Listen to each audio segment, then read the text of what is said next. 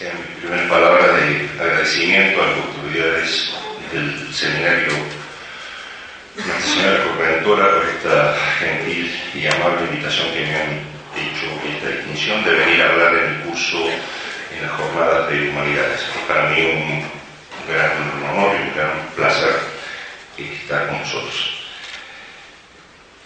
Y sin más, porque el tema nos va a llevar un tiempito, vamos a entrar en la cuestión que nos ocupa hoy, que es reflexionar sobre el origen de la vida. Tema capital, porque de los tres abismos, podríamos decir, materiales, científicos y ontológicos, este es el primero, materia inanimada, o el segundo, digamos. Materia inanimada, materia viviente. Materia inanimada, ser vivo, ¿cierto? Es el primer gran abismo que hay que cubrir, que supuestamente la teoría de la evolución lo explica muy fácilmente. Y luego el tercero sería el origen de la conciencia, a partir de un animal, el ser humano, la mente humana. Vamos a comenzar entonces por el origen de la vida y en las otras sucesivas pláticas veremos las otras instancias de este problema. Por supuesto que los medios de comunicación, los científicos, la currícula, los textos, los programas de TV, todo, nos saturan con estas hipótesis de biogénesis espontánea. Y todos estos autores son prácticamente unánimes en sostener que la vida se habría originado en forma espontánea a partir de la materia inanimada, por la sola acción de las leyes materiales y al margen de cualquier factor extramaterial. Como entendemos que esto es absolutamente falso, y dada la trascendencia del tema, nos pareció sería de interés hacer algunas reflexiones sobre esta cuestión, a manera de una revisión crítica de la postura oficial del establishment científico, lo que por otra parte no es nada más que una actitud de fidelidad al método científico que debe basarse justamente en la crítica y no en la aceptación de lo aceptado.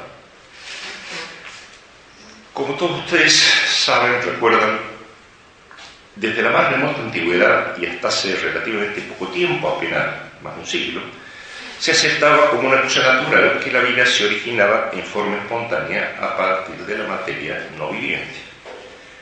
Y en efecto toda la evidencia parecía confirmarlo, ya que era un hecho de observación corriente el ver gusanos apareciendo espontáneamente en la materia orgánica en putrefacción, mosquitos en los pantanos, con lo cual se concluía lógicamente que la materia orgánica en putrefacción originaba los gusanos, el agua estancada originaba los mosquitos. Lo cual, de acuerdo a los métodos de observación disponibles y a los conocimientos de la época, era una conclusión perfectamente lógica y razonable, y también perfectamente equivocada, como sabemos después de Pasteur. Este investigador demostró de manera definitiva que bajo las condiciones actuales de la naturaleza no existe generación de vida en forma espontánea a partir de la materia inanimada. Todo ser viviente proviene de otro ser viviente. Toda célula se origina a partir de otra célula de su misma especie. Pero, ¿y la primera manifestación de vida? ¿De dónde provino? Este es uno de los problemas más apasionantes de la biología en este momento, que explica el hecho de que numerosas universidades dediquen cuantiosos recursos a su investigación y que forma parte importantísima de las motivaciones científicas detrás del proyecto espacial. Es pertinente aclarar que pese a los experimentos de Pasteur, actualmente la mayoría del establishment académico en ciencia sigue creyendo en la biogénesis espontánea, es decir, en la generación espontánea de vida a partir de la materia no viviente.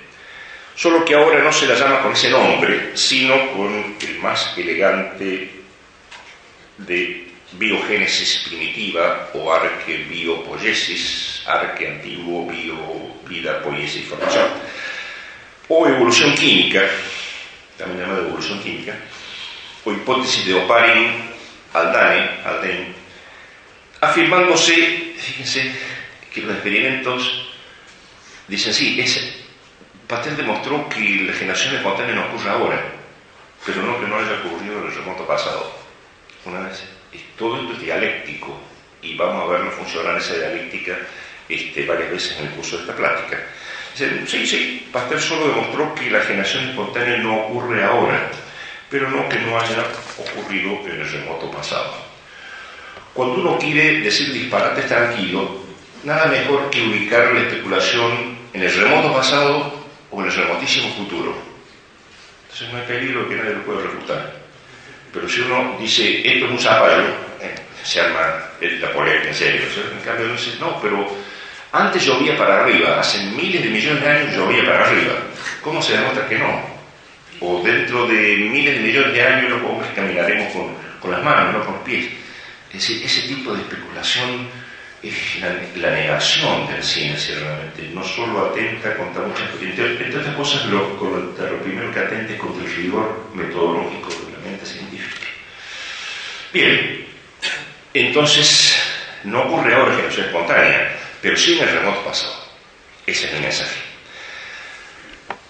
Planteadas así las cosas, vemos de inmediato que el nuevo concepto de generación espontánea no es susceptible de un abordaje experimental directo, como era el antiguo, ¿cierto? Por eso usted lo pudo refutar. Razón por la cual el tema deja de ser científico en sentido estricto para transformarse en un problema esencialmente especulativo. Vale decir que al ser el origen de la vida un hecho que habría tenido lugar en el remoto pasado y que escapa por consiguiente al método científico, basado en la observación y la reproducción experimental de los fenómenos, la única manera de abordarlo racionalmente es en forma indirecta, esto es, analizando las hipótesis propuestas de biogénesis a la luz del conocimiento que tenemos del comportamiento actual de la naturaleza para determinar así el grado de rigor científico de las mismas. Eso es lo que podemos hacer. Si la hipótesis es científica, vale decir si está en coherencia con las leyes científicas bien establecidas, esto no nos demuestra desde luego cómo fue realmente el origen de la vida, el fenómeno en sí irreproducible, solo nos demuestra cómo podría haber sido. Pero si la hipótesis está en contradicción con las leyes científicas bien establecidas, entonces estamos en condiciones de afirmar con toda certeza que los hechos no pudieron haber sido como los propone la hipótesis. Como dice el insigne filósofo de la ciencia, Karl Popper, la coherencia no basta para establecer la verdad, pero la incoherencia permite establecer la falsedad. De manera que si bien la ciencia nunca podrá decirnos en forma positiva cómo fue realmente el origen de la vida, por ser esto metodológicamente imposible, no podemos volver con, salvo que tengamos la máquina del tiempo, volvamos para atrás y veamos cómo se originó la vida. No se puede hacer. La ciencia sí puede decirnos, en cambio, en forma negativa, cómo no podría haber sido este origen. Lo cual pertenece a la esencia del método científico, que también es mucho más seguro cuando niega que cuando afirma. Cuando la ciencia niega, generalmente tiene razón. Cuando la ciencia afirma, solo es una formación provisional. El conocimiento científico nunca es perfecto, como el conocimiento empírico es perfectible. Va cambiando, porque siguiente las afirmaciones son provisorias. Pero cuando la ciencia dice no, se le puede creer. Es pertinente a esta altura de la exposición que nos pongamos de acuerdo sobre qué entendemos por vida. Como en todas las áreas, lo primero que hay que hacer es definir los conceptos, porque si no nos perdemos en un galimatías espantoso. ¿Qué entendemos por vida? Y lo primero que hay que decir es que no hay una definición de vida universalmente aceptada. Hay una definición de ser vivo. Lo que más se usa es definir las propiedades de un ser vivo. ¿Se acuerdan de la prepa? Nutrición, respiración, movimiento, todas las propiedades del ser vivo. Bueno, lo que tenga eso es un ser vivo, lo que tenga esas propiedades. Ahora bien, estas propiedades se encuentran en su forma más elemental, aunque completa en sí misma, recién a nivel de la célula. los niveles de organización de la materia, átomo, moléculas simples, moléculas complejas, macromoléculas, estructuras celulares, célula. Recién ahí aparece el fenómeno vital. Para abajo no. En la célula está todo el fenómeno vital. Y ahí para arriba, tejidos, órganos, etc. Insisto, recién a nivel de la célula es donde aparece el fenómeno vital, la vida, digamos.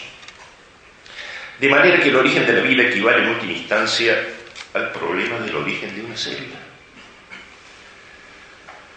Las hipótesis corrientes sobre el origen de la vida se inscriben en el marco de una concepción evolucionista global del mundo, según la cual toda la realidad cósmica, biológica, humana y cultural sería consecuencia de la progresiva y espontánea complejización de la materia, desde el átomo hasta el hombre, sin solución de continuidad.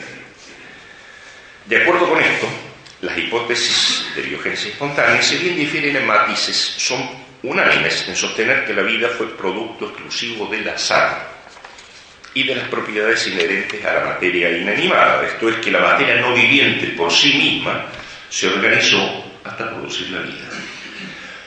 Cualquier referencia a la acción de factores extramateriales durante la biogénesis está excluida. Repito, cualquier referencia a la acción de factores extramateriales durante la biogénesis está excluida sistemáticamente. Recuerden la frase que inicia el libro Cosmos de Carl Sagan, que es el emblema máximo de toda esta corriente de pensamiento. El universo es todo cuanto existe, ha existido y existirá. Ese es el dogma básico. El universo es todo lo que existe. Olvídense de cualquier otra cosa afuera. Esas son supersticiones del pasado. Esto es fundamental. O sea, la materia es todo lo que existe. Esta organización de la materia, desde simples átomos y moléculas hasta una célula, se habría realizado por etapas de complejidad creciente en el curso de millones de años, por la sola acción de las leyes físico-químicas, al margen, repito, de cualquier factor extramaterial. Parece que agregar millones de años hiciera más fácil el problema. Este es un sofisma grande como un elefante, pero en fin, esto se usa mucho. Poner muchos millones de años parece que eliminar las dificultades, y es todo lo contrario. En una primera etapa se habrían producido las moléculas orgánicas sencillas, aminoácidos, que son componentes de la proteína, ¿no es cierto?, bases nitrogenadas, azúcares, que forman parte de las grandes moléculas características de los seres vivos. Esta primera etapa se habría desarrollado en la atmósfera. En una segunda etapa, la polimerización, es decir, la unión de estas moléculas orgánicas sencillas, habría dado origen a las moléculas complejas constitutivas de los seres vivos, las así llamadas biomoléculas, proteínas, lípidos, ácidos nucleicos, polisacáridos complejos. Esta segunda etapa se habría desarrollado en el mar, en el océano primitivo. En una tercera etapa, por unión y ensamble de las biomoléculas mencionadas, se habrían formado también en el mar las primeras células. Todo, repito, esto en forma espontánea, por el azar de los choques de los movimientos moleculares, de acuerdo a las leyes que rigen la materia inanimada. Es oportuno aclarar que las así llamadas hipótesis de biogénesis apenas son en realidad frágiles, más que frágiles, erróneos, pero bueno, por el momento son frágiles, intentos por explicar el origen de los componentes químicos de la vida. Salvo las usuales y cuasi mágicas invocaciones a la evolución, la selección natural y otras vacidades por el estilo, no existen intentos especulativos medianamente serios, ojo, intento especulativo, modelo especulativo, no práctico, para explicar el origen de una célula. Esto es tan infinito, una célula, una bacteria es tan infinitamente compleja que ni siquiera existe un modelo teórico para razonar sobre su origen. O sea que lo máximo que pretenden las hipótesis de biogénesis es explicar componentes químicos de las células, componentes químicos de una célula. El origen de una célula permanece siendo especulativamente inaccesible, ni hablar prácticamente inaccesible. Consecuentemente, para evaluar de alguna forma estas hipótesis, analizaremos los problemas que plantea el origen espontáneo de estos componentes, sobre todo en las proteínas, que es el eje clásico de discusión sobre este tema. Huelga destacar que la vida, una célula, es infinitamente más que proteínas, pero no menos.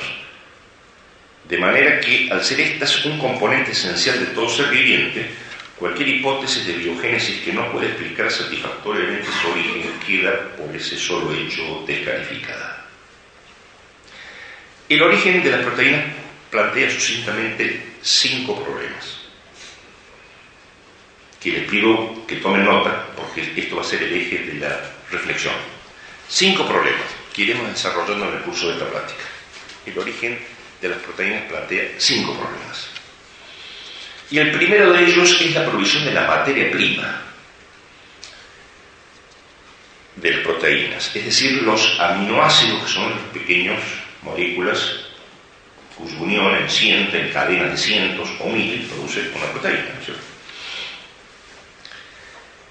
Que, como habíamos dicho, se habrían formado durante la primera etapa de la biogénesis en el seno de la famosa atmósfera primitiva. Subrayamos atmósfera primitiva porque vamos a volver sobre esto.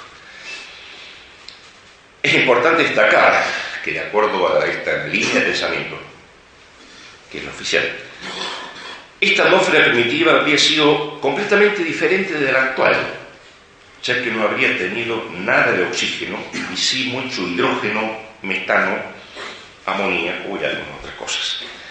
Es decir, que habría sido una atmósfera fuertemente reductora con hidrógeno. La atmósfera actual tiene 21% de oxígeno, ¿verdad? 78% de nitrógeno y un poquito de dióxido de carbono. La atmósfera primitiva, nos dicen estos super expertos, no tenía nada que ver con esto. No había ni una molécula de oxígeno. Y era puro hidrógeno, metano, amoníaco, agua, toda esta cuestión. ¿Y por qué razón se postula una atmósfera completamente distinta de la que conocemos? Porque esto va en contra de un principio metodológico, no esencialista, no ontológico, metodológico. El presente explica el pasado. Es decir, tenemos que asumir que la atmósfera ha sido siempre igual, a menos que haya razones para sostener otras cosas. Insisto, ¿por qué razón se postula una atmósfera completamente distinta de la que hoy conocemos? ¿Es que hay algún fundamento empírico que avale esta explicación? En absoluto no.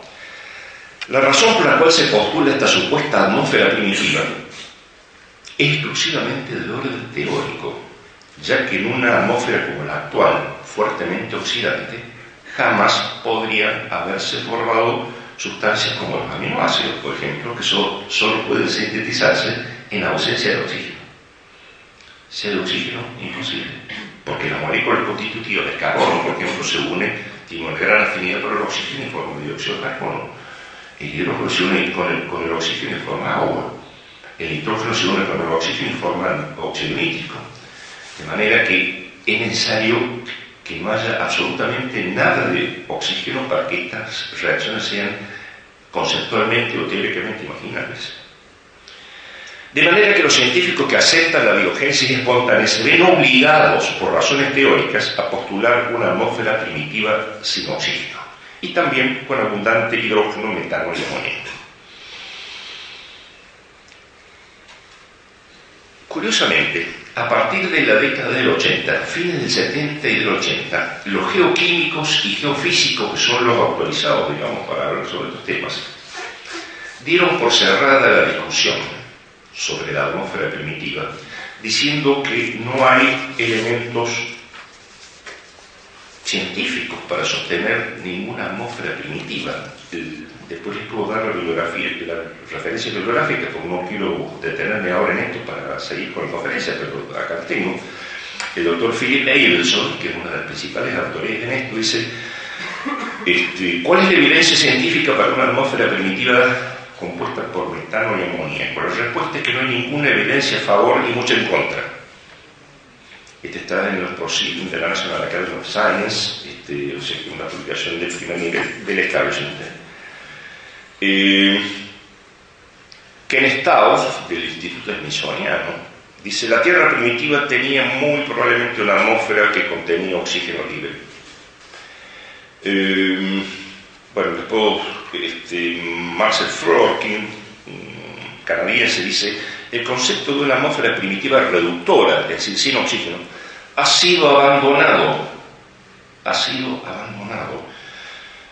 y ya no se considera geológicamente adecuada. Bueno, insisto, al que le interese después las referencias se lo doy en detalle, no quiero detenerme ahora, pero créanme que no existe ninguna evidencia científica de esta atmósfera primitiva, es puro invento.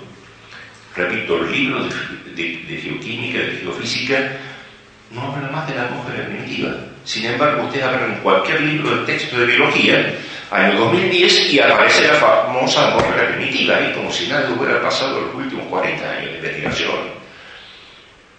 El que escribe un libro de biología y habla de la atmósfera primitiva, o es un inepto que no ha estudiado el tema, en cuyo caso no debía escribir, o está mintiendo descaradamente para sostener la hipótesis de biogénesis espontánea. Insisto, porque si lo de la atmósfera primitiva no es cierto, como que no lo es, el resto de la especulación se queda también en la atmósfera, es decir, en el aire, sin fundamento. Es decir, que la conferencia podría terminar acá, pero para no defraudar a los asistentes y aburrirlos un poquito más, como vamos a hacer varias veces en el curso de esta práctica, vamos a aceptar esto para poder seguir con la especulación y ver hasta qué punto es el grado de insensatez que nos están proponiendo.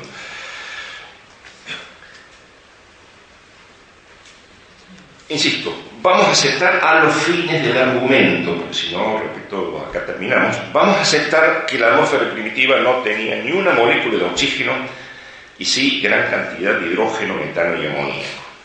Si a esto le agregamos el Sol, que por supuesto estaba, y frecuentes descargas eléctricas, porque algunos dicen que la fuente de energía fue el Sol, otros dicen que no, que el Sol no, las descargas eléctricas, en fin, hay para todos los gustos.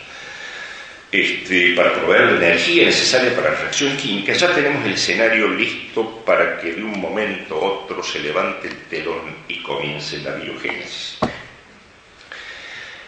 Esta primera etapa de la biogénesis cuenta con un supuesto modelo experimental, que es el clásico y famosísimo experimento realizado allá en 1953 por el doctor Stanley Miller de la Universidad de Chicago, quien lanzando una serie de descargas eléctricas en un balón lleno de los gases que se supone contenían o componían la atmósfera primitiva, obtuvo algunos aminoácidos, lo más sencillo, glicina, alanina, todos los carbonos. Esto fue saludado y aclamado como prácticamente la demostración de la biogénesis. Es decir, si de esta manera se han obtenido algunos aminoácidos, el origen de la vida prácticamente ya es una cuestión de años. Dios les conserve la vista a estos científicos, porque y de paso no estaría mal que les aumentara un poco la sensatez. Esto fue en el año 53 y causó una explosión de entusiasmo increíble, porque ya está el origen de la vida, ya estaba, la explicación ya estaba al alcance de la mano. Han pasado, ¿cuántos? 60 años. Y el mismo Miller, que todavía vive, porque en ese momento era un joven doctorando, tenía 23 años, 24 años, vive todavía Miller, dice, todo lo que hemos estudiado, él se dedicó todos estos años a este tema, nos han demostrado cuán inmenso es el abismo que hay entre la materia inanimada y la vida, el mismo Miller. No obstante, quedó como un ícono. Todo libro de biología van a ver el clásico aparatito de Miller, y ahí está, es la demostración de que por azar se puede obtener una célula, una cosa así.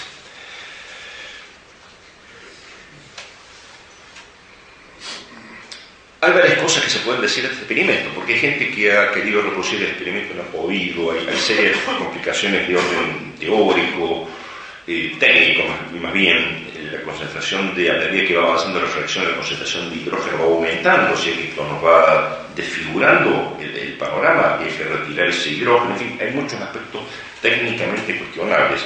Pero hay un punto interesante, que es que en este experimento los aminoácidos formados deben ser retirados inmediatamente del sistema. para evitar su destrucción por la misma fuente de energía que lo generó. El experimento de Miller tiene una curva abajo en U, donde se colectan los aminoácidos y quedan aislados de la fuente de descargas eléctricas. Si no, la misma fuente de energía que los ha generado los destruye. ¿Por qué? Porque esos aminoácidos formados están muy cerca de la molécula sencilla de metano, de amoníaco, pero son un poco más complejas. Y al ser más complejas son más frágiles. Produciendo una nueva descarga de energía, lo que va a hacer es destruirlas.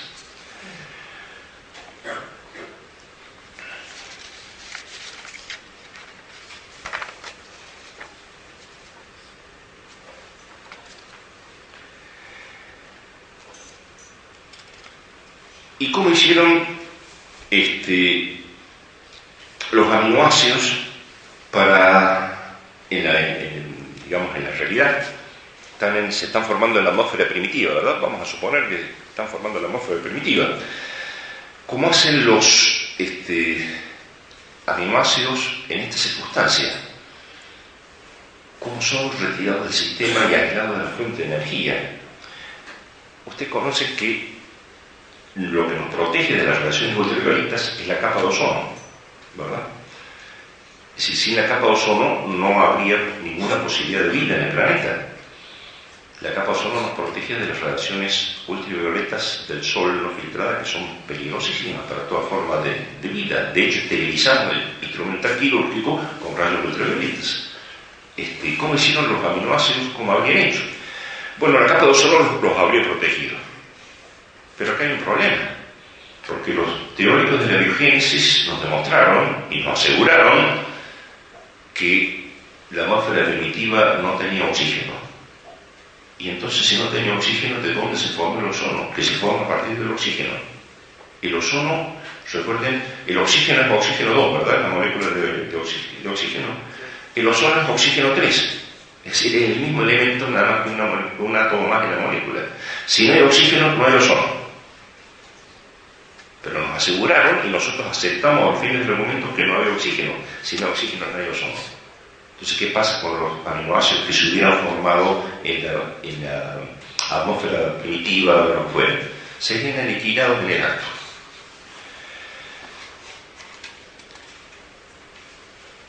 Como todo esto es dialéctico, siempre hay una respuesta. Y son como los marxistas. Los marxistas tienen respuestas para todos, y esto es su principal debilidad. Tienen respuestas para todos. Hay que desconfiar. Entonces dice, bueno, lo que pasa es que los aminoácidos cayeron al mar y de esta forma quedaron protegidos de la acción destructiva de los rayos ultravioletas. Bien, vamos a aceptar este argumento. Cayeron al mar. Claro que hay una pequeña distancia, ¿no? El doctor David Hood, por ejemplo, que es un físico químico de la Universidad de California en Berkeley, basándose en las propias estimaciones de Miller, y teniendo en cuenta que las radiaciones ultravioletas del Sol destruirían el 97% de las moléculas formadas antes de que tuvieran tiempo de llegar al mar, llega a la conclusión de que la concentración de glicina, el aminoácido más sencillo, los carbonos, en el océano primitivo, habría sido de 10 a la menos 12 y 10 a la 27 molar.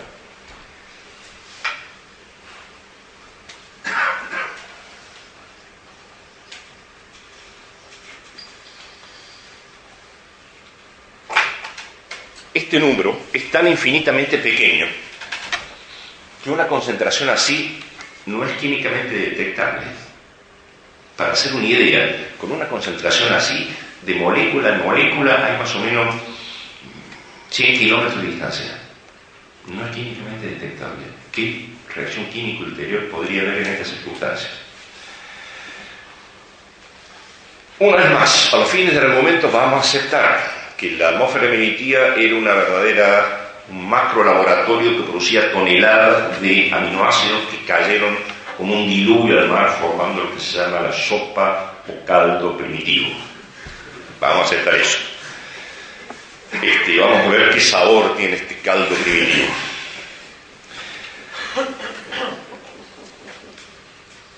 Aquí aparece el segundo problema. El segundo gran problema para la síntesis de las proteínas, que lo plantea justamente la presencia de esa sustancia maravillosa, única, exclusiva de nuestro planeta, que forma la mayor parte de la composición química de los seres vivos y que algunos tienen la insólita costumbre de beber. Me estoy refiriendo, claro está, al agua. Sin ella no hay biogénesis, pero con ella tampoco. ¿Cómo es esto? El problema consiste en que cuando los aminoácidos se unen para formar una proteína, lo hacen liberando moléculas de agua, una por cada enlace peptídico. Es decir, para hacer el esquema, abrevio aminoácido de esta forma, se une a otro aminoácido y en el momento de unión se libera una molécula de agua. ¿Sí? ¿Me escuchan de atrás? Sí. Bien. Se une otro aminoácido, se libera. Cada vez que se ensambla un aminoácido, libera una molécula de agua. Bien. Si estas moléculas de agua no son retiradas, ¿qué es lo que ocurre en el organismo cuando en la célula, cuando se sintetiza una proteína?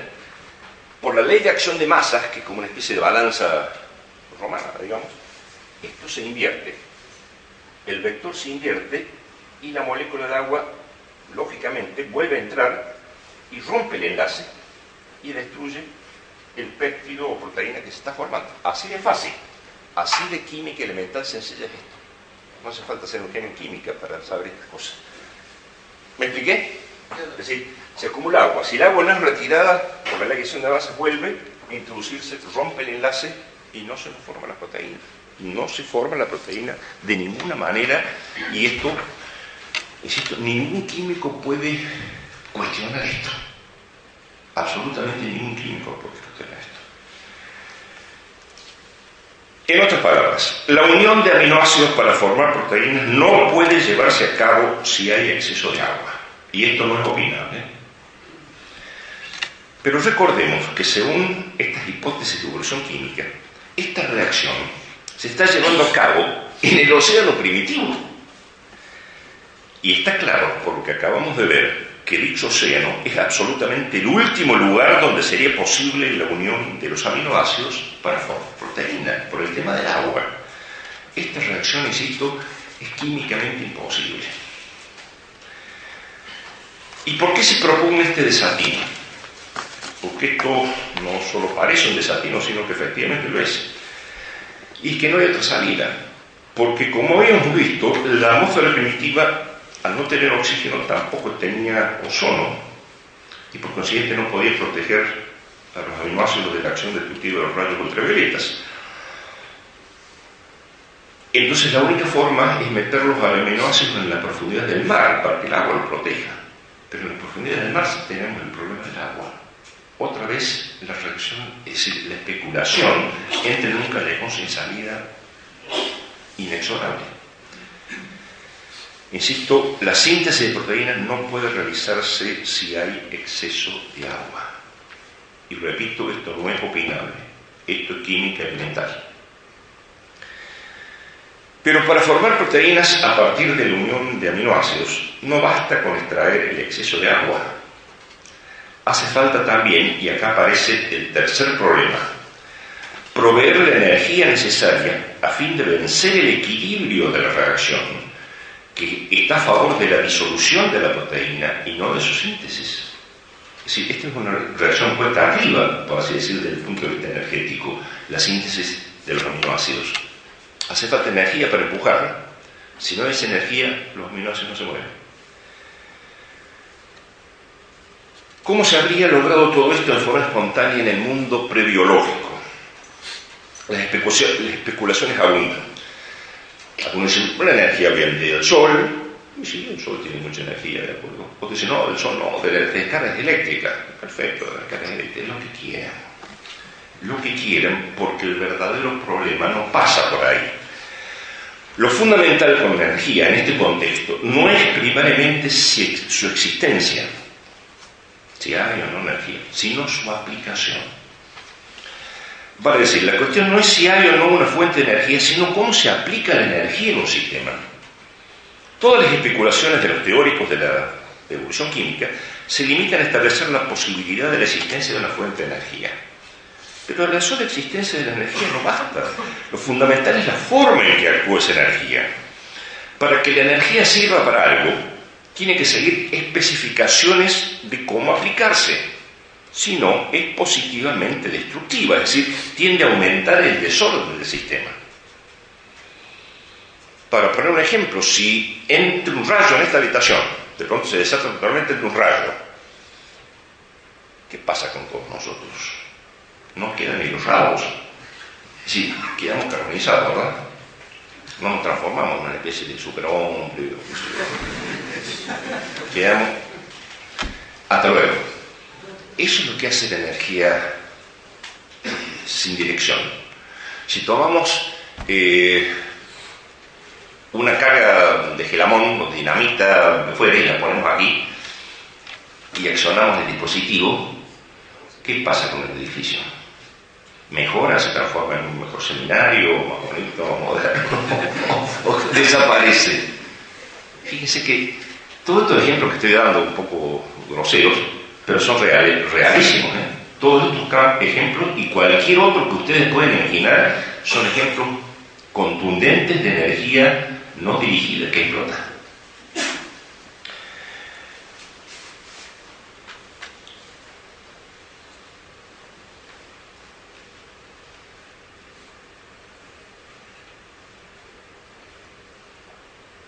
Pero además, como la formación de una proteína es una reacción que comprende muchas etapas, hay que unir cientos o miles de aminoácidos en una molécula. Es imprescindible que el influjo de energía sea dirigido en un sentido específico, de otra forma es imposible. Si ustedes quieren construir una pared, tienen que apilar los ladrillos uno sobre otro en un sitio, ¿no es cierto? Eso supone un gasto de energía.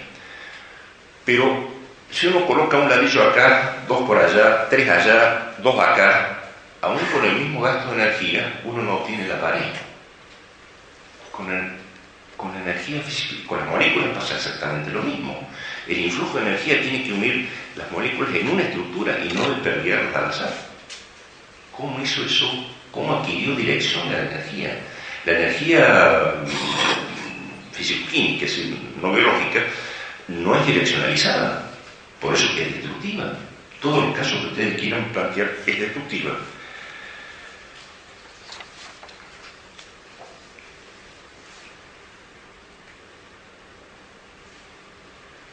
Insisto, lo que decía recién, si tomamos un edificio y le colocamos una carga de dinamita, el edificio se va a destruir, no va a mejorar.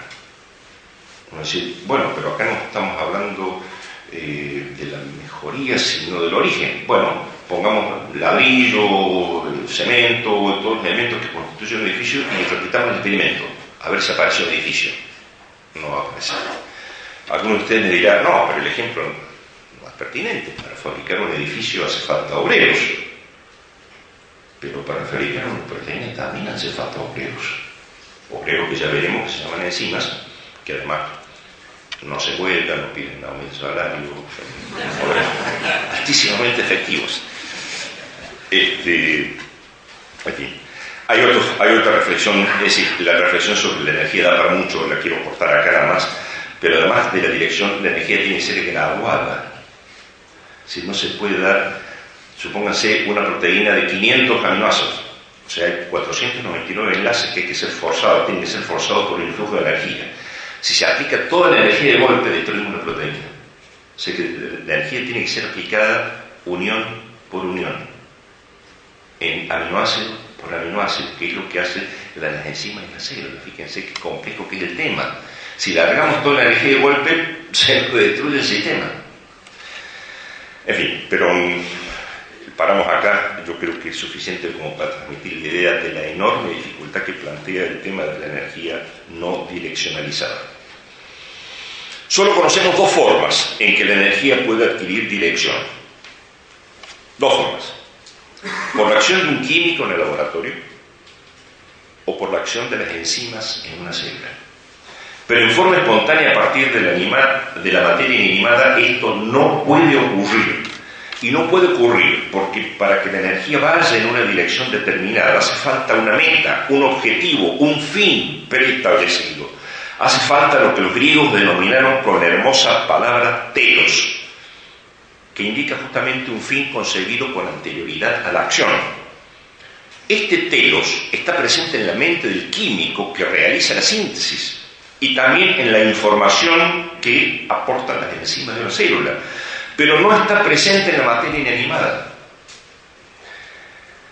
En otras palabras, para sintetizar una proteína hace falta una energía direccionalizada, o si ustedes prefieren, una energía teleonómica.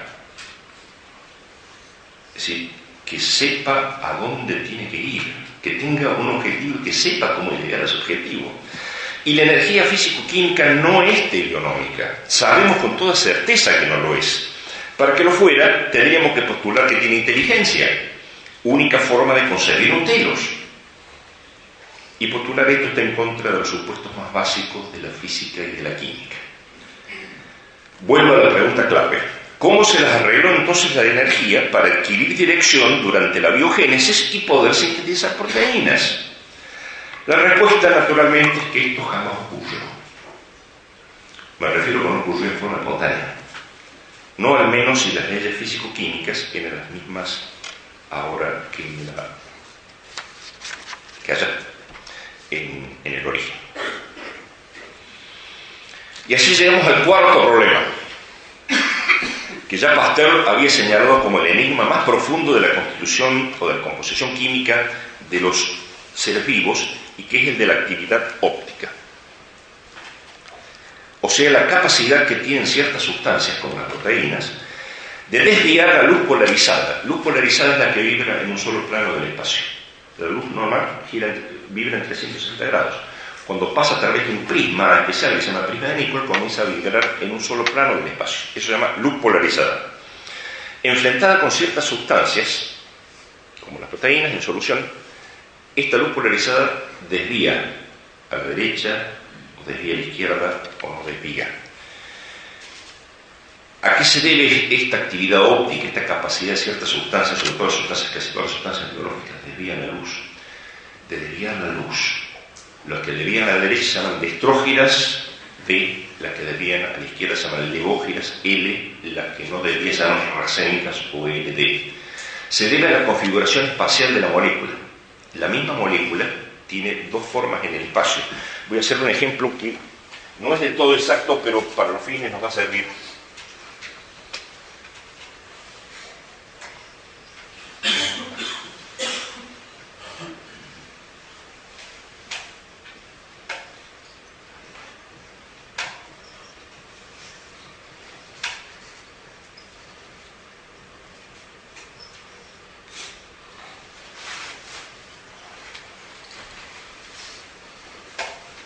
Pregunta, ¿hay alguna diferencia química entre estas dos moléculas?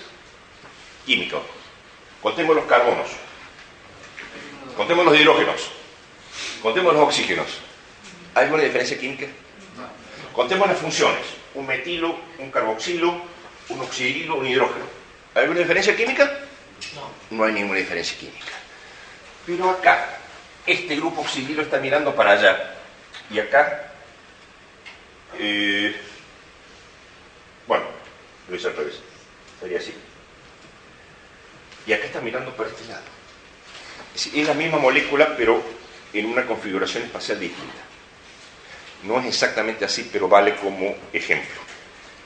Se llama estereoisomería, o isomería óptica. Es una de las formas de estereoisomería. Esta propiedad depende de la simetría. Esas dos moléculas son asimétricas. Son como los guantes de la mano derecha e izquierda. Son iguales, pero no son superponibles. Son como estas manos. Son iguales, pero no son superponibles. Son imágenes de espejo o complementarias.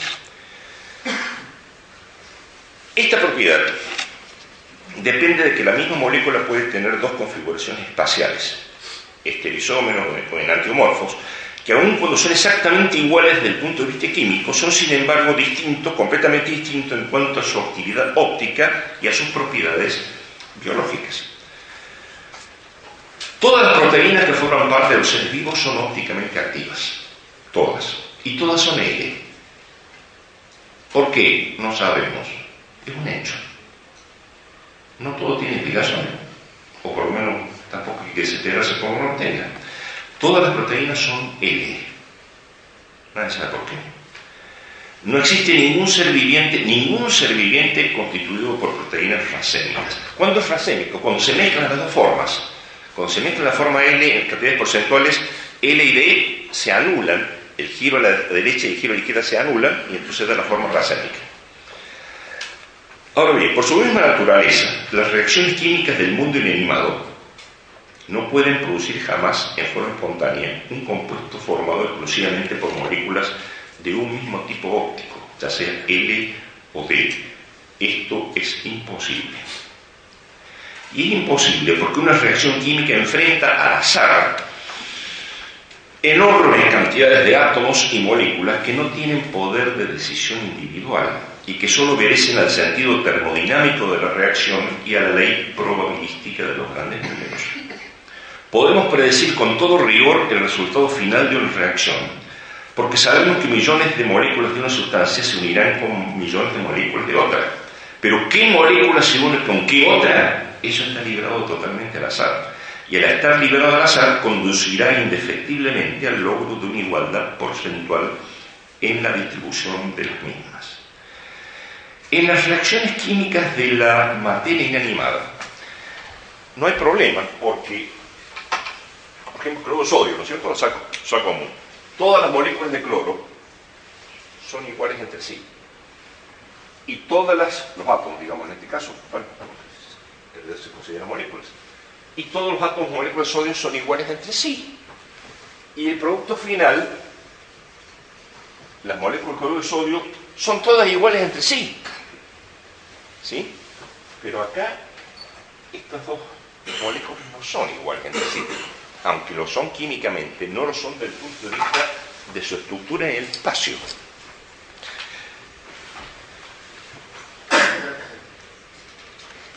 Insisto, en la molécula, en el mundo de la materia animada sucede el cloruro de sodio, no hay problema, porque todo es igual, es homogéneo.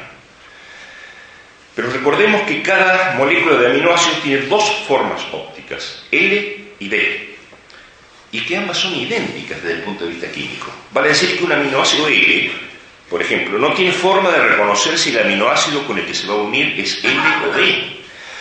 Por consiguiente, al producirse la unión de muchos aminoácidos, y de no mediar una selección específica extraña a la reacción química en sí, el compuesto formado incluirá fatalmente moléculas de ambos tipos ópticos, es decir, será racémico y por ende no apto para la vida.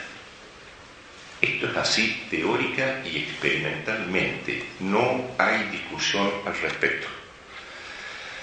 Algunos de ustedes me dirán, ¿y cómo son los aminoácidos que se forman en el experimento de Miller? Los aminoácidos que se forman en el experimento de Miller, como no podría ser de otra manera, son todos, sin excepción, racémicos, es decir, inútiles desde el punto de vista biológico. Esto constituye una demostración adicional de que estos experimentos de biogénesis no solo son irrelevantes, sino además engañosos. Los aminoácidos así obtenidos no sirven para la vida. No es que sirvan poco, es que no sirven en absoluto. Por eso llama ciertamente la atención que en las publicaciones sobre el tema jamás se haga referencia a este hecho tan importante del carácter no biológico de los aminoácidos del experimento de Miller. Será para no confundir al autor, al lector, digamos. Solo existen dos maneras en que puede aparecer la actividad óptica. Dos maneras. Una es por la acción de las enzimas en una célula. La otra es cuando un químico dirige la reacción utilizando una sustancia ya ópticamente activa, como la estricnina. Esa sustancia induce la actividad óptica. Las otras moléculas se acomodan. En ambos casos, lo que sucede, fíjense, es que se introduce una información específica en la reacción química a fin de lograr la actividad óptica. Información que no depende de las leyes físico-químicas por la sencilla razón de que las moléculas a discriminar ópticamente son químicamente idénticas. O sea, un método químico las puede discriminar, distinguir. Es por ello que no hay manera de obtener compuestos ópticamente activos por la sola acción de las leyes físico-químicas. Para ello es imprescindible una información que es de otra naturaleza, no es química, y que debe existir previa a la aparición de la simetría óptica. Sin esta información es imposible obtener otra cosa que compuestos racémicos, es decir, no aptos para la vida. El gran biólogo y matemático francés Georges Salet, en su estupendo libro sobre el origen de la vida, Azar y certeza se llama el libro, dice: la existencia de la asimetría molecular, lo que estamos hablando, constituye el argumento más sencillo y más irrefutable del carácter ilusorio de las teorías físico-químicas sobre el origen de la vida. Y finalmente veamos el quinto problema que nos plantea la síntesis de una proteína. Problema gigantesco. ¿Cuál es el de la secuencia de los aminoácidos en la molécula de proteína? Es decir, el orden en que están colocados. Esta secuencia, porque solo hay 20 aminoácidos, y las proteínas se hacen cambiando el orden de estos 20 aminoácidos, como digamos como las letras. ¿Cuántos son en castellano son 24, 25 letras? 27. Con eso, fíjense, millones y millones y millones de volúmenes y de libros se hacen, ¿verdad? Con solo 27 palabras. Bueno, con los aminoácidos es lo mismo. Solo 20 aminoácidos. Pero en la forma que lo combinamos, en la secuencia que le demos, podemos tener millones de proteínas. La secuencia es fundamental. Esta secuencia, este ordenamiento de los aminoácidos es tan rigurosamente específico que un solo aminoácido fuera del lugar puede alterar las propiedades de la proteína. Es decir, la especificidad de esto es como las letras en una frase, en una palabra.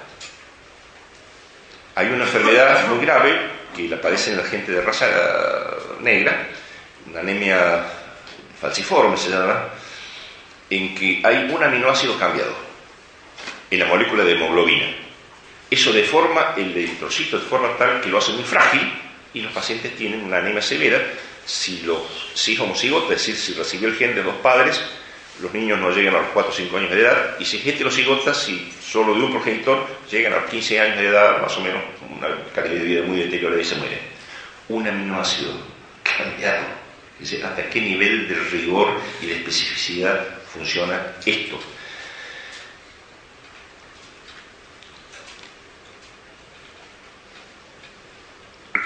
Para dar un ejemplo, una vez más, no vamos a hacer con 20, vamos a hacer con poquitos nomás. Apenas 3 elementos. Supongamos que estos son aminoácidos. Adiós, ¿no es cierto? Escribimos adiós y transmitimos una información. Pero con las mismas letras, sin cambiar la letra, sino cambiando el orden, yo puedo escribir esto.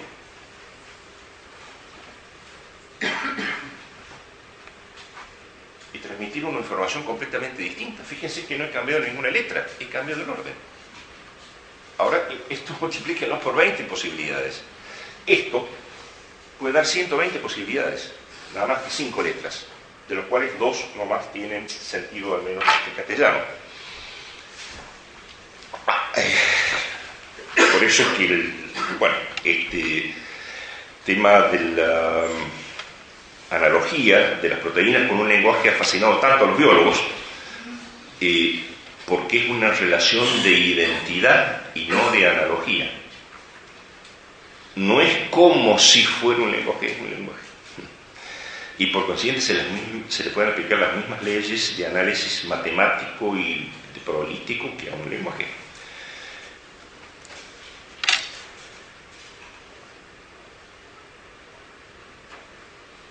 Insisto, tema de la secuencia. Desde el punto de vista de las leyes físico-químicas que dependen del azar, todas las secuencias químicamente posibles, o sea, todas, tienen exactamente la misma probabilidad de formarse, de lo cual se desprende que a menos que exista también una información específica que determine qué secuencia debe formarse, todas las secuencias posibles son igualmente probables. La génesis de esta secuencia específica plantea problemas teóricos formidables. Pues recordemos que para una proteína sencilla, de error de 340 aminoácidos, como la albúmina humana, más o menos, como el término medio, existen aproximadamente 10 a la 300. Sí, por una proteína término medio, existen 10 a la 300 posibles moléculas de proteínas que se pueden formar cambiando simplemente el orden de los aminoácidos. Si se formara solo una molécula de cada una de estas 10 a la 300, obtendríamos una masa de proteínas que pesaría alrededor de 10 a la 280 gramos. Cifra esta que no tiene ningún sentido para los que no sabemos matemáticas, pero que comienza a tener algún sentido cuando recordamos que el peso de la Tierra es de apenas 10 a la 28 gramos. Va a decir que la Tierra entera, ¿qué digo con la Tierra? Todo el universo conocido no alcanzaría a contener la cantidad de moléculas de proteínas que se podrían formar por alteración de los aminoácidos de una proteína de apenas 340 aminoácidos. Si actúa solo el azar.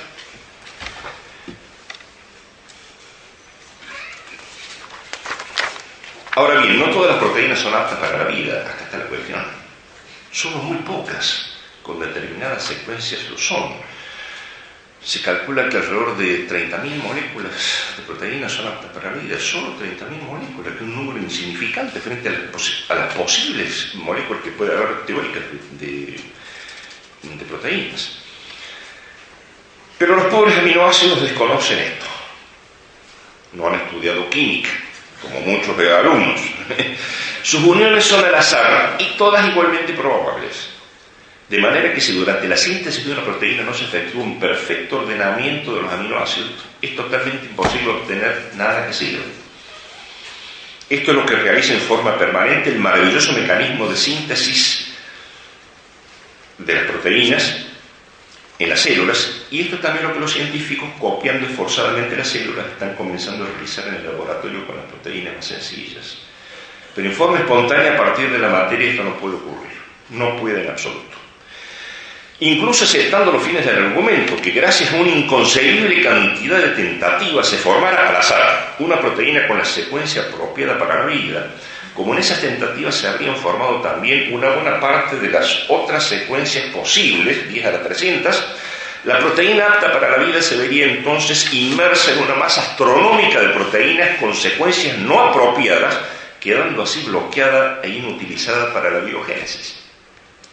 Callejón sin salida otra vez. El azar no puede formar una secuencia específica por la sencilla razón de que puede formar todas. Es por estas 5 razones que hemos visto: ausencia de materia prima, presencia de agua, ausencia de energía teleonómica, asimetría molecular y el problema de la secuencia. Es por estas razones digo que el origen espontáneo de una proteína, aún la más sencilla, está más allá de toda posibilidad. ¿Y cómo se habrían originado entonces las proteínas? Estamos acá al principio de la conferencia.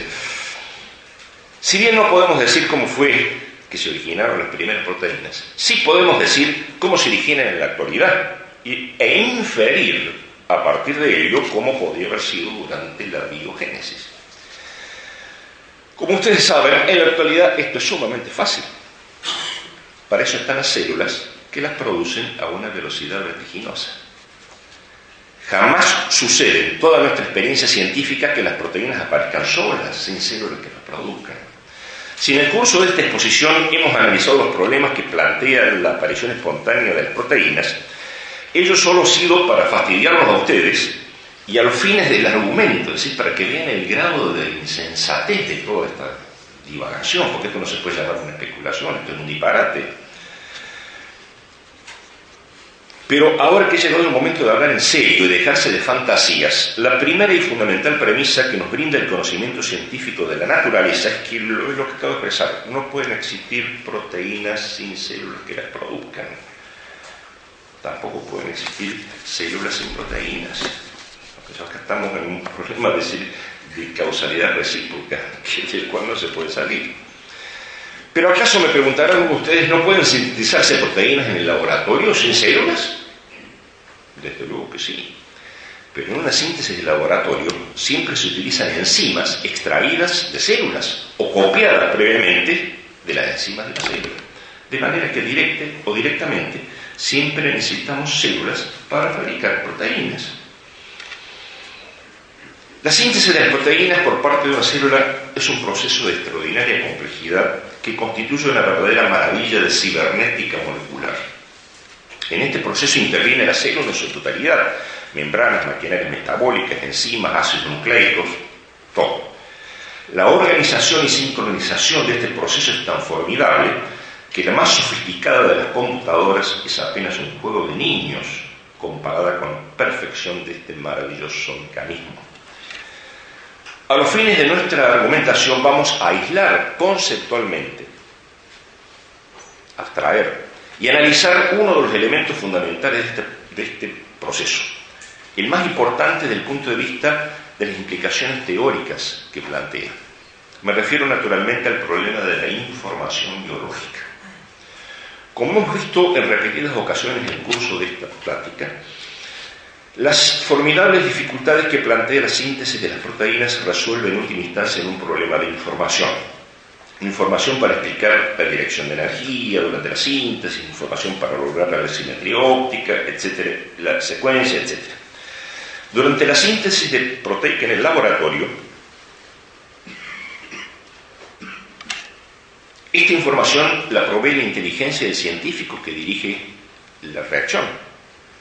En el caso de una célula, esta información está contenida a nivel de las moléculas del ácido desoxirribonucleico, o sea, del ADN, localizadas en el núcleo de la célula, es decir, a nivel de los genes.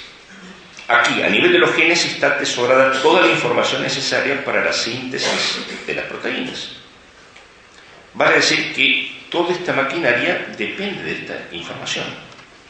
Y acá está el punto crucial del problema, mis estimados amigos, y que constituye al parecer un verdadero tabú para muchos expertos en biogénesis. Porque una información, un código, un mensaje, supone inevitablemente la acción de una inteligencia. Es absolutamente inconcebible el origen de una información sin una inteligencia para crearla. Piensen ustedes en el ejemplo que quieran. No puede aparecer, si no, pregúntenme a un informático a ver si le dice, si puede aparecer una inteligencia al azar, una información al azar. Imposible que aparezca una información sin una inteligencia para crearla. Y esto es lo que muchos científicos no se resignan a aceptar, porque esa inteligencia obviamente habría sido una inteligencia prebiológica, es decir, que existió antes que la vida y que creó la información necesaria para la aparición de ella. De la misma manera que el plano es anterior al edificio, que no es sino su materialización, así también el código de la vida y la inteligencia que lo creó son anteriores a la vida misma. Como sabemos, por otra parte, con toda certeza que esa inteligencia no existe en la materia inanimada, nos vemos obligados a postular entonces que provino desde fuera de ella. Vale decir que en algún momento esa inteligencia, teleonomía, logos o como queramos llamarlo, tiene necesariamente que haberse introducido desde fuera del sistema, complejizando la materia para producir el nivel de organización necesario para originar y sustentar la vida. Lo que equivale a decir que la vida es el resultado de un proyecto, un plan, un propósito, un designio, una intención, una finalidad. Palabras todas estas que implican una inteligencia. Y con esto no quiero estar proponiendo sino el orden lógico de los conceptos, de los hechos, perdón.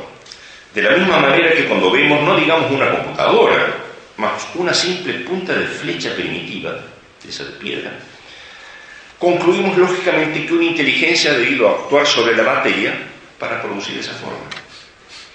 Aunque no hayamos visto esa acción, aunque no sepamos quién lo hizo, ni los métodos que utilizó, no obstante, la presencia de una forma inteligente aún tan elemental como una punta de flecha, nos indica inequívocamente la acción de una inteligencia.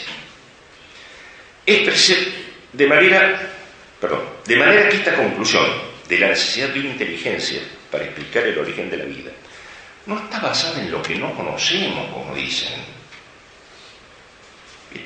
Muy por el contrario, está basada en lo que sí conocemos. Es precisamente lo que conocemos sobre la acción de las fuerzas naturales lo que nos indica que una punta de flecha no es debida a la acción de las fuerzas naturales. Es precisamente lo que sabemos de las leyes físico-químicas lo que nos indica que la vida no ha podido originarse por la acción de dichas leyes. Existe acá una discontinuidad que solo la inteligencia puede salvar. Desde luego que esta conclusión establece evidentísimas consecuencias de orden filosófico, pero el planteo en sí de la acción de una inteligencia extramaterial para explicar el origen de la vida es estrictamente científico, en el sentido de ser una conclusión lógica e inevitable basada en el conocimiento que tenemos de las leyes que rigen el mundo físico. Nos consta, por la experiencia de laboratorio, que si una inteligencia actúa sobre la materia, se puede producir algo aproximado a la vida, una proteína, digamos. Por consiguiente, si las leyes de la naturaleza no han cambiado, entonces la única conclusión lógica es que una inteligencia debió actuar sobre la materia para producir la primera manifestación de vida. Esto es lo que indica la experiencia del laboratorio, esto es lo que indica el funcionamiento de la célula, esto es lo que indica el sentido común. Negar la inteligencia y postular el azar para explicar el origen de la vida obedece en cambio a las exigencias dogmáticas de una filosofía materialista. Pero hay más aún, y ya voy terminando. Porque si bien hoy sabemos que la información inscrita en la molécula del ADN antecede conceptualmente a la síntesis de las proteínas, esta información necesita, para poder traducirse, la presencia simultánea de ciertas enzimas, o sea, proteínas, que solo son producidas por la información contenida en el ADN. Repito este párrafo que no tiene desperdicio. La información que está en la molécula de ADN, para poder traducirse, necesita la presencia simultánea de ciertas proteínas que solo son producidas por la información contenida en el ADN. Como dice Jacques Monod, el gran premio Nobel francés, bioquímico, ya fallecido, muy ateo a él, pero que tenía claridad mental, para algunas cosas por lo menos. Dice Monod, la información del ADN no tiene validez si no se traduce, y esta información solo puede ser traducida por los productos de la propia traducción. La información del ADN no tiene validez si no se traduce, y esta información solo puede ser traducida por los productos de la propia traducción. ¡Qué maravilla! Vale decir que ADN y proteínas traductoras del mensaje del ADN están en lo que los filósofos llaman causalidad recíproca. Ambos son imprescindibles y ninguno puede darse sin el otro. Esto es sencillamente maravilloso. Y la demostración más contundente sobre el carácter absurdo e irracional de las hipótesis de biogénesis espontánea basadas en la acumulación progresiva y al azar de los componentes químicos de la célula. Porque quiere decir entonces que el cierre de este círculo, ADN y proteínas traductoras, solo puede haber sido simultáneo. Pero hablar de ADN y proteínas traductoras en causalidad recíproca es, como dije antes, una abstracción. Formidable en cuanto a sus implicaciones teóricas, pero abstracción al fin. Porque como hemos visto, el ADN y las proteínas traductoras no pueden tampoco existir, ni mucho menos actuar aisladamente en la sopa prebiótica o caldo primitivo, por ejemplo. Para poder hacerlo necesitan una serie de complejísimas cadenas enzimáticas ordenadas en el tiempo y en el espacio, y de una complicada maquinaria metabólica que provee la energía teleonómica necesaria para efectuar dichas reacciones. Y esta maquinaria exige además un sofisticado y delicadísimo sistema de membranas para separar compartimientos, no se nos mezclen los reactivos, y proveer superficies de reacción. Y estas membranas suponen, además de proteínas, la presencia adicional de carbohidratos complejos y lípidos, al igual que otras sustancias, que no existen en la materia inanimada y que son sintetizados también por la información del ADN a través de las enzimas traductoras y efectoras. Y finalmente es imprescindible que todo lo anterior esté delimitado por una membrana y perfectamente coordinado para que funcione como un todo. Es decir, para que funcione simplemente, porque esto o funciona como un todo o no funciona en absoluto. Ley del todo nada, que es una ley clásica en biología. Y cuando tenemos toda esta maravilla funcionando, entonces tenemos una célula. Ahora bien, ¿cómo? Absolutamente cómo podría una célula haberse formado por la acumulación progresiva de sus partes, cuando en la célula nada puede vivir excepto el conjunto, como decía el ilustre biólogo francés Lucien Huellant. La célula, esto es la vida, nos enfrenta con algo absolutamente nuevo en el mundo de la materia, con un nivel de complejidad tan abismal que la distingue radicalmente del mundo inanimado, y la distingue con una diferencia no de grado, sino de naturaleza. Lo que el gran biólogo y filósofo austríaco Ludwig von Bertalanffy, el creador de la teoría general de sistemas, llamó el mundo de la complejidad organizada, que es otro mundo diferente de la materia inanimada. Es inútil tratar de establecer puentes, no hay puentes posibles, son dos mundos diferentes.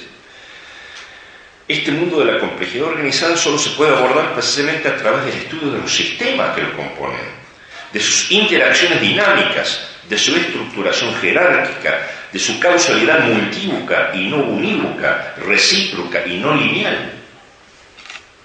Ahora bien, todos y cada uno de los sistemas que componen una célula son lo que el bioquímico americano Michael Behe ha llamado irreductiblemente complejos, es decir, sistemas formados por numerosas partes interrelacionadas y complementarias, ninguna de las cuales puede faltar, pues de otra manera el sistema no funciona. Si uno saca un pedacito, no es que haya un pedacito menos de función, sino que desaparece toda la función. Y estos sistemas no se pueden formar progresivamente por la muy sencilla razón de que no puede haber ninguna función hasta que todas las partes estén en su sitio. Es como un motor. En otras palabras, todas las piezas del sistema tienen que existir o aparecer simultáneamente, y si no, no sirven para nada. Por eso, repito el aforismo de Lucien Huellant: en la célula nada vive excepto el conjunto. Todo lo cual nos lleva a una segunda conclusión y final, a saber, que la célula tiene necesariamente que haber aparecido de repente, completa, perfecta, funcionando, viviente. No alcanzamos a ver otra alternativa. En síntesis, el origen de la vida es un misterio absoluto desde el punto de vista científico, un enigma impenetrable, frontera última del conocimiento, infranqueable, inabordable, inalcanzable. Lo único que científicamente podemos decir, y con certeza y rigor metodológico, es que este origen tiene que haberse dado como un todo desde el principio, y que detrás de ese origen tiene necesariamente que haber existido una inteligencia de orden extramaterial. Aquellos a quienes un prejuicio materialista impide considerar esta posibilidad, no les queda otra opción que seguir aferrándose a la hipótesis de evolución química. Aquellos, en cambio, que estén libres de este prejuicio podrán analizar objetivamente las dos alternativas y optar por la que tenga mejores títulos racionales. Con esto terminamos esta reflexión sobre el origen de la vida. Espero no haberlos cansado demasiado, es bastante denso el tema, y quedo a disposición de ustedes para las preguntas que quieran realizar y que yo pueda responder. Muchas gracias.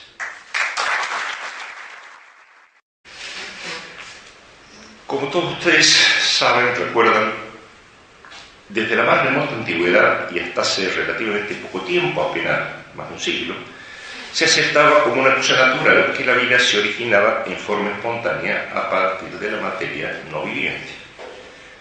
Y en efecto toda la evidencia parecía confirmarlo, ya que era un hecho de observación corriente el ver gusanos apareciendo espontáneamente en la materia orgánica en putrefacción, mosquitos en pantanos, con lo cual se concluía lógicamente que la materia orgánica en putrefacción originaba los gusanos, el agua estancada originaba los mosquitos. Lo cual, de acuerdo a los métodos de observación disponibles y a los conocimientos de la época, era una conclusión perfectamente lógica y razonable, y también perfectamente equivocada, como sabemos, después de Pasteur. Este investigador demostró de manera definitiva que bajo las condiciones actuales de la naturaleza no existe generación de vida en forma espontánea a partir de la materia inanimada. Todo ser viviente proviene de otro ser viviente. Toda célula se origina a partir de otra célula de su misma especie. Pero, ¿y la primera manifestación de vida? ¿De dónde proviene? Este es uno de los problemas más apasionantes de la biología en este momento, que explica el hecho de que numerosas universidades dediquen cuantiosos recursos a su investigación y que forma parte importantísima de las motivaciones científicas detrás del proyecto espacial. Es pertinente aclarar que pese a los experimentos de Pasteur, actualmente la mayoría del establishment académico en ciencia sigue creyendo en la biogénesis espontánea, es decir, en la generación espontánea de vida a partir de la materia no viviente.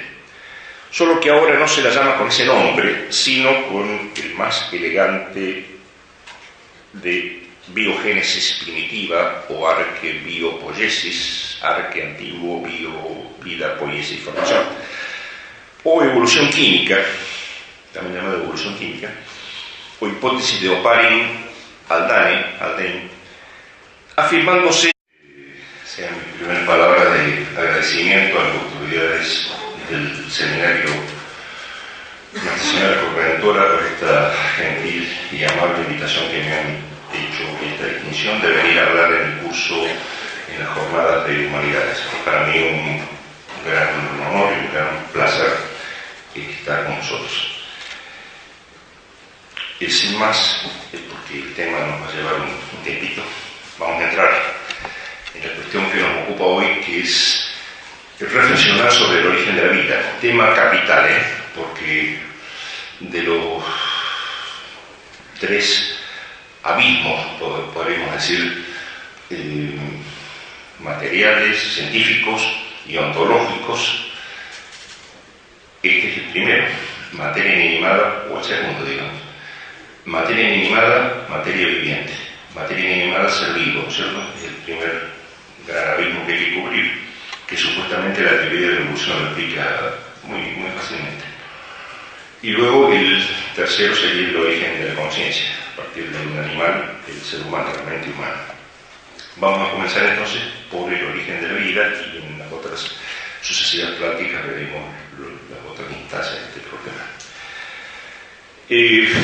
Por supuesto que los medios de comunicación, los científicos, la currícula, los textos, los programas de TV, todo, nos saturan con estas hipótesis de biogénesis espontánea.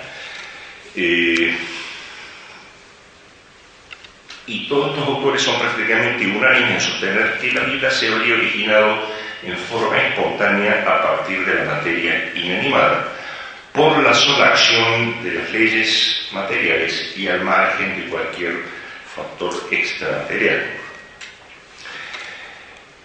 Como entendemos que esto es absolutamente falso, y dada la trascendencia del tema, nos pareció sería de interés hacer algunas reflexiones sobre esta cuestión, a manera de una revisión crítica de la postura oficial del establishment científico, lo que por otra parte no es nada más que una actitud de fidelidad al método científico que debe basarse justamente en la crítica y no en la aceptación de lo aceptado. Desde luego, ¿cómo fue realmente el origen de la vida? Fenómeno en sí irreproducible, solo nos demuestra cómo podría haber sido. Pero si la hipótesis está en contradicción con las leyes científicas bien establecidas, entonces estamos en condiciones de afirmar con toda certeza que los hechos no pudieron haber sido como los propone la hipótesis. Como dice el insigne filósofo de la ciencia, Karl Popper, la coherencia no basta para establecer la verdad, pero la incoherencia permite establecer la falsedad. De manera que si bien la ciencia nunca podrá decirnos en forma positiva cómo fue realmente el origen de la vida, por ser esto metodológicamente imposible, no podemos volver con, salvo que tengamos una máquina del tiempo, volvamos para atrás y veamos cómo se originó la vida. No se puede hacer. La ciencia sí puede decirnos, en cambio, en forma negativa, cómo no podría haber sido este origen. Lo cual pertenece a la esencia del método científico, que también es mucho más seguro cuando niega que cuando afirma. Cuando la ciencia niega, generalmente tiene razón. Cuando la ciencia afirma, solo con una formación provisional. El conocimiento científico nunca es perfecto, como el conocimiento empírico es perfectible. Va cambiando, porque siempre las afirmaciones son provisorias. Pero cuando la ciencia dice no, se le puede creer. Es pertinente a esta altura de la exposición que nos pongamos de acuerdo sobre qué entendemos por vida. Como en todas las áreas, lo primero que hay que hacer es definir los conceptos, porque si no nos perdemos en un galimatías espantoso. ¿Qué entendemos por vida? Y lo primero que hay que decir es que no hay una definición de vida universalmente aceptada. Hay una definición de ser vivo. Lo que más se usa es definir las propiedades de un ser vivo. ¿Se acuerdan de la prepa? Nutrición, respiración, movimiento, todas las propiedades del ser vivo. Bueno, lo que tenga eso es un ser vivo, lo que tenga esas propiedades. Ahora bien, estas propiedades se encuentran en su forma más elemental, aunque completa en sí misma, recién a nivel de la célula. Los niveles de organización de la materia, átomo, moléculas simples, moléculas complejas, macromoléculas, estructuras celulares, célula. Recién ahí aparece el fenómeno vital. Para abajo no. En la célula está todo el fenómeno vital. Y ahí para arriba, tejidos, órganos, etc. Insisto, recién a nivel de la célula es donde aparece el fenómeno vital, la vida, digamos.